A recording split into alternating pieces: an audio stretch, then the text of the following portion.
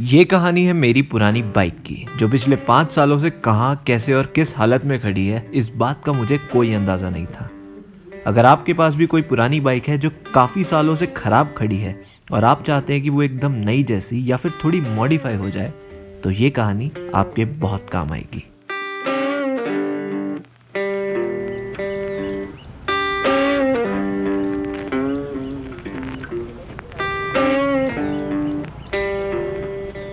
What's up people, welcome to Honey's Vlog. So after this long time of no travel, finally the travel is on and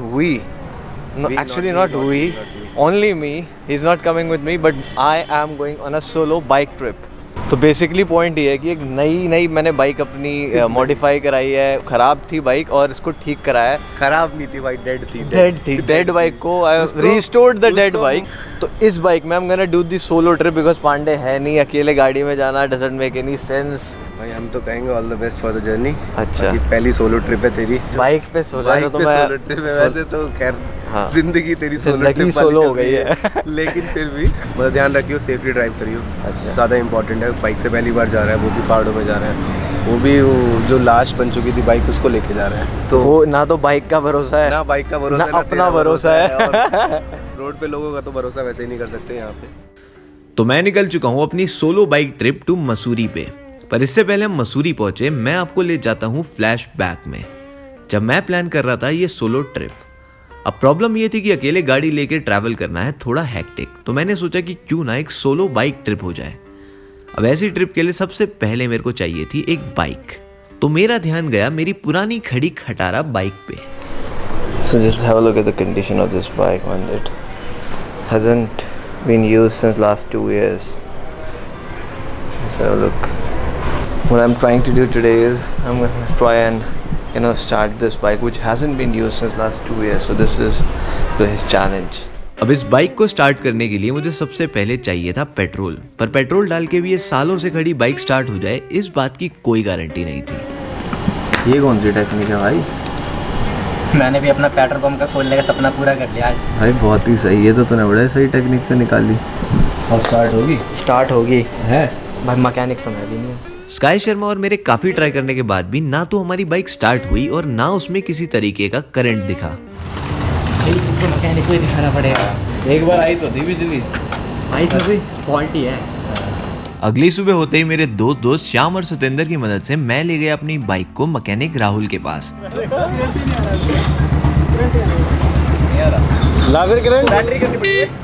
battery charge करनी पड़ेगी। Amaron की battery डाल दो। नहीं उस्ताद आ गया। Mechanic को ना कुछ नहीं पता। मैंने बोला था उसका ऐड करना है तो उसकी बुराई करना है। एक बार इधर उस्ताद को पता चल जाएगा क्या बोला। उसके पकड़ तार। मैकेनिक राहुल के हिसाब से काफी समय खड़े रहने की वजह से इस बाइक की बैटरी हो चुकी है डेड। ऐसे में एक दूसरी बैटरी की मदद से राहुल कर रहा है इस बाइक को स्टार्ट करने की कोशिश, जो काफी हद तक सफल भी होती दिख रही है।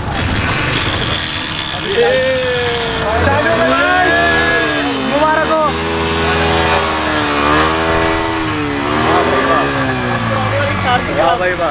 चले पहाड़ों पे, अब चलते हैं पहाड़ों ड्राइव पे चलते हैं। इसमें चार्जर दिक्कत कर रहा है। क्योंकि बैटरी करंट से स्टार्ट हो रही है, बैटरी डाउन हो जाएगी, करंट गायब हो जाएगा। इस बाइक की असली प्रॉब्लम थी इसकी बैटरी का चार्जर। तो बैटरी चार्जर को रिप्लेस करने और हल्की फुल्की सर्विसिंग के बाद राहुल के हिसाब से ये बाइक बिल्कुल तैयार है पहाड़ों का सफर तय करने के लिए। कंडीशन कैसी है बाइक? कंडीशन बहुत बढ़िया है, चल जाएगी पहाड़ों पे आराम से। अच्छा जी, 100 जाएगी।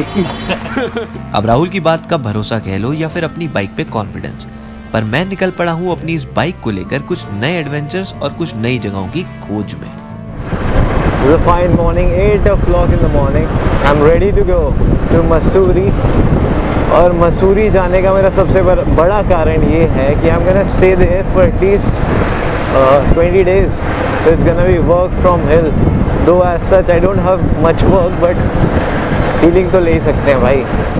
अब बाइक तो हो गई अपनी फिट, पर लॉन्ग ट्रिप पे जाने के लिए हमें चाहिए एक स्मार्ट बाइक, फिर चाहे सवाल इसकी लुक का हो या फिर इसकी लाइट्स का। ऐसे में बाबा मुझे लेकर आया है एक ऐसे गोडाउन जिसमें हर बाइक के सेकेंड हैंड पार्ट्स मिलते हैं और वो भी बड़े सस्ते दामों पे। यहाँ पुरानी बाइकों के सामान मिलते हैं। कुछ बात बन सकती है यहाँ से। यहाँ से काफ़ी बात बन सकती है। जो 1,500-2,000 रुपये का सामान है वो 200-300 में तो मिल ही जाएगा। अच्छा, हमारे पास यहाँ पर हर बाइक का सारा सामान मिलता है, पुराना कुछ भी सामान ले सकते हो, टायर, ट्यूब, शॉकर, रिम। अच्छा, और सही प्राइस भी लगेगा और मतलब ग्राहक को दिक्कत भी नहीं होगी सामान। तो फिर मेरे को दिखा दो ना एफजी का मीटर। मिल जाएगा आपको। मिल जाएगा। हाँ, और लाइट भी मिल जाएगी आपको। वैसे तो इस गोडाउन का कॉन्सेप्ट मुझे बहुत पसंद आया। मतलब किसी भी बाइक के ओरिजिनल सेकेंड हैंड पार्ट्स आपको आधे से भी कम दाम में मिल जाएंगे, लेकिन यहाँ पर हम अपनी मनपसंद हेडलाइट ढूंढने में नाकाम रहे।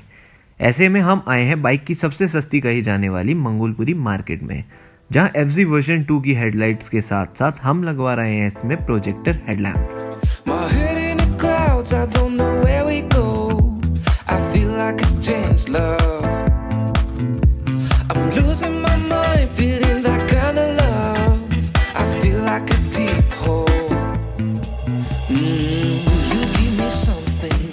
So basically it's 1 at night and I'm here to check how does this LED headlamp work.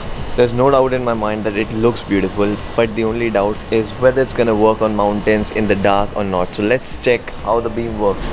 So this is how dark the area is without light, and this is the difference. सच बताऊं तो इस HID की light बहुत ज़्यादा तो नहीं है, पर मुझे लगता है कि इसमें अपना काम तो चल ही जाएगा। अब इस खूबसूरत दिखने वाली HID के बाद बारी थी बाकी की बॉडी की लुक पे काम करने की। ऐसे में कई साल से खड़े होने की वजह से इस बाइक की सबसे बड़ी प्रॉब्लम थी इसमें जगह जगह लगा हुआ जंक। अब काफ़ी रिसर्च के बाद मुझे समझ आया कि जंक हटाने के लिए सबसे बढ़िया रेमेडी है बेकिंग सोडा और नींबू के रस का मिक्सचर, जिसे अगर जंक वाले हिस्से में लगाया जाए तो तगड़े से तगड़ा जंक भी आसानी से हटाया जा सकता है। पेस्ट आप अप्लाई करोगे जंक वाले एरिया पे और ये जंक को निकलने में मदद करेगा। I've seen lot of videos and I guess this is the best way of them all. ये सबसे बेस्ट परफॉर्मेंस है इसकी, लेमन और बेकिंग सोडा। सो अब ये मिक्सचर बन गया। What we're gonna do is we're gonna apply this on the corroded parts. Baking soda को जंक वाले हिस्सों पे लगाने के अलावा क्रोम पार्ट्स को चमकाने के लिए हम लगा रहे हैं बाथरूम में नल चमकाने के लिए यूज होने वाला क्रोम पाउडर। अब इन दोनों सॉल्यूशंस को कुछ देर तक सूखने के लिए छोड़ने के बाद सैंडपेपर की मदद से हम निकालने वाले हैं सारा जंक। आई गेस फर्क तो पड़ा भाई, थोड़ा बहुत जा रहा है। Wow, I like it. काफ़ी हद तक चला गया। सी, पहले कितना डार्क था और अब ऑलमोस्ट ज़ीरो। ज़्यादातर जंक हमने हटा दिया है, जितना हम पेंट कर सकते हैं उतना हमने उस कंडीशन में बाइक को ला दिया। Now it's time for the painting. This is the favourite thing. So the first step I am gonna paint my silencer. तो साइलेंसर पेंट करने के लिए what I am gonna do is, जिस area पे हम चाहते हैं कि पेंट ना लगे उसको सबसे पहले कवर करना है न्यूज़पेपर से, और जिस एरिया पे हम चाहते हैं कि पेंट हो, जो कि है साइलेंसर, वहाँ हम पेंट करेंगे स्प्रे पे। All I gotta do is find my keys, and by then I should be headed on down the road. I'm going to the backwoods and my feet are raised up high. Going to do a little. आमतौर पर bike और गाड़ियों में एक अलग type का paint use किया जाता है, पर यहाँ हम यूज कर रहे हैं एक साधारण सा स्प्रे पेंट, जिसका रिजल्ट हमें उम्मीद से बेहतर दिखाई दे रहा है। I guess the paint has dried and it's finally time to take off the newspaper. Finally the bike is ready to go. एक हफ्ते पूरे दिल से इस बाइक पे काम करने के बाद जब न्यूज़पेपर हटा के मैंने बाइक को देखा तो ऐसा लगा कि मानो ये मेरी 10 साल पुरानी नहीं बल्कि एकदम ब्रांड न्यू बाइक है। अब बात चाहे घिसे हुए साइलेंसर की हो या फिर जंग लगे हैंडल्स की, बाइक का एक एक हिस्सा ऐसे चमक रहा था जैसे कि अभी अभी ये बाइक शोरूम से निकल कर आई हो। सो फाइनली आफ्टर इतनी सारी मेहनत के बाद, लगभग एक हफ्ते की मेहनत के बाद, बाइक अपनी तैयार है और बाइक को लेकर हम आए हैं Mussoorie. Right now I am sitting at the Dalai hills here in Mussoorie, और इसके आगे क्या होने वाला है, इसके आगे आई am gonna travel all the places in Mussoorie. जो छोटी छोटी जगह हैं मसूरी के आसपास वो मैं आपको दिखाऊंगा। क्या क्या नई जगह हैं जो आप मसूरी में जा सकते हो, जहाँ तक आप नहीं गए वो जगह मैं आपको दिखाऊंगा, और मसूरी में हम बेस्ट क्या कर सकते हैं वो मैं आपको दिखाऊंगा। सो इसके बाद जो सीरीज़ आएगी वो है Mussoorie series. So this is the plan and this is it from today's vlog. Bike ने अपना साथ दिया, मसूरी तक पहुंचाया और अपनी बाइक की स्टोरी एकदम सक्सेसफुल हुई। So this is it from today's vlog. If you feel what I can. Thankfully to Vikrant भाई, हमारे पास अच्छा एटलीस्ट हेलमेट अच्छा है, बाकी कुछ अच्छा हो ना हो। बड़ी बड़ी मेहनत लगेगी तेरे को ये सिर में घुसाने के लिए, तेरा सर बहुत बड़ा है। ये हेलमेट छोटा है ऐसे भी तो बोला जा सकता है। नया हेयर स्टाइल दिखाते हैं। हेयर स्टाइल यार क्यों मशहूर करने लगे? अच्छा इसकी बैटरी ये भाई तो तुम्हें क्या हो गया भाई दोनों को? भाई कोरोना की वजह से हमने करवा लिया 4